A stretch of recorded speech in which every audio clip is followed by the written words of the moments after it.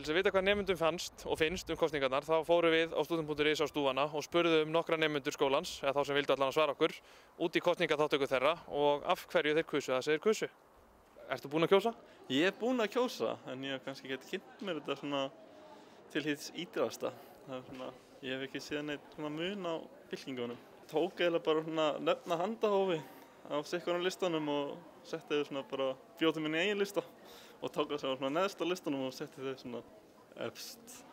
Ok, þannig að þú skildir samt kosningakerfið, þú varst ekkert inn í vesinni með að, hvernig þetta átti að fara fram? Nei, ég veit ekkert hvernig það virkar sko. Ég veit ekkert hvað það þýðir og ég hafði ekki valið neitt blokk, heldur bara einstaklinga. Ertu búinn að kjósa? Nei, byrju, það í dag? Það satt í dag og á morgun og hefur frá 9 til 6 báða dagana á uglunni þar að segja. Ok, já.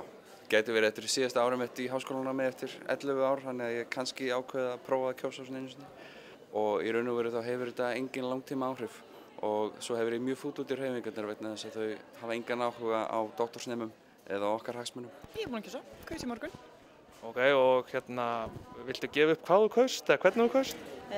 Nei, ég ætla bara að halda því fyrir mig. Þú ert búinn að kynna þess málefni beggja fylkinga og valdur eftir því? Já, ég myndi segja að gera það. Búinn að kjósa? Já. Viltu gefa upp hvað þú kaust? Ég kaus Rösku. Og svo minnst þetta ekkert svakalega merkilegt, svona, þetta hefur ekkert það mikil áhrif á neitt, bara svona, já, allavega Vaka stóð sér ekki vel síðast, þannig að frekar að gefa Rösku tækifæri.